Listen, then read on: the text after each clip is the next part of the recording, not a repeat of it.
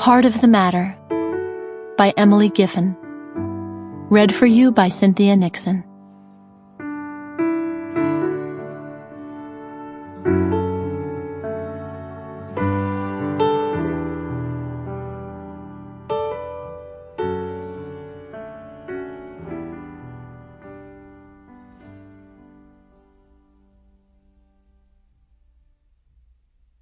Chapter 1.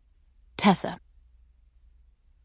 Whenever I hear of someone else's tragedy, I do not dwell on the accident or diagnosis, or even the initial shockwaves or aftermath of grief. Instead, I find myself reconstructing those final, ordinary moments that make up our lives, moments that were blissfully taken for granted, and that likely would have been forgotten altogether, but for what followed. The before snapshots. I can so clearly envision the 34-year-old woman in the shower one Saturday evening, reaching for her favorite apricot body scrub, contemplating what to wear to the party, hopeful that the cute guy from the coffee shop will make an appearance, when she suddenly happens upon the unmistakable lump in her left breast. Or the devoted young father, driving his daughter to buy her first day of school Mary Jane's, cranking up Here Comes the Sun on the radio, informing her for the umpteenth time that the Beatles are, without a doubt, the greatest band of all time, as the teenaged boy, bleary-eyed from too many late-night Budweisers, runs the red light. Or the brash high school receiver, full of promise and pride, out on the sweltering practice field the day before the big football game, winking at his girlfriend at her usual post by the chain-link fence, just before leaping into the air to make the catch nobody else could have made, and then twisting, falling headfirst on that sickening fluke ankle. I think about the thin, fragile line separating all of us from misfortune, almost as a way of putting a few coins in my own gratitude meter, of safeguarding against an after happening to me, to us, Ruby and Frank, Nick and me, our foursome, the source of both my greatest joys and most consuming worries. And so when my husband's pager goes off while we are at dinner, I do not allow myself to feel resentment or even disappointment. I tell myself that this is only one meal, one night, even though it is our anniversary, and the first proper date Nick and I have had in nearly a month, maybe 2. I have nothing to be upset about, not compared to what someone else is enduring at this very instant. This will not be the hour I have to rewind forever.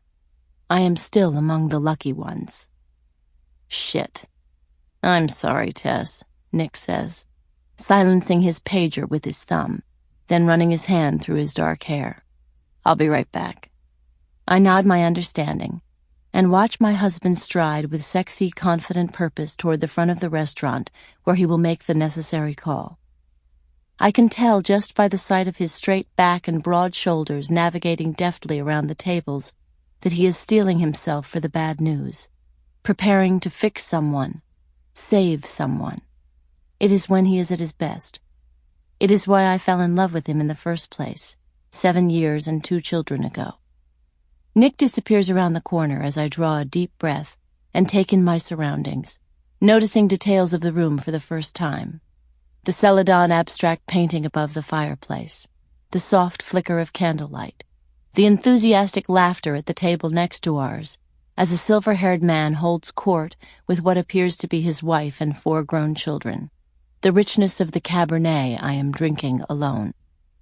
Minutes later, Nick returns with a grimace and says he's sorry for the second, but certainly not the last time. It's okay, I say, glancing around for our waiter. I found him, Nick says. He's bringing our dinner to go. I reach across the table for his hand and gently squeeze it. He squeezes mine back, and as we wait for our fillets to arrive in styrofoam, I consider asking what happened, as I almost always do. Instead, I simply say a quick prayer for the people I don't know, and then one for my own children tucked safely into their beds. I picture Ruby softly snoring, all twisted in her sheets, wild even in her sleep. Ruby, our precocious, fearless firstborn, 4 going on 14, with her bewitching smile. Sample complete. Ready to continue?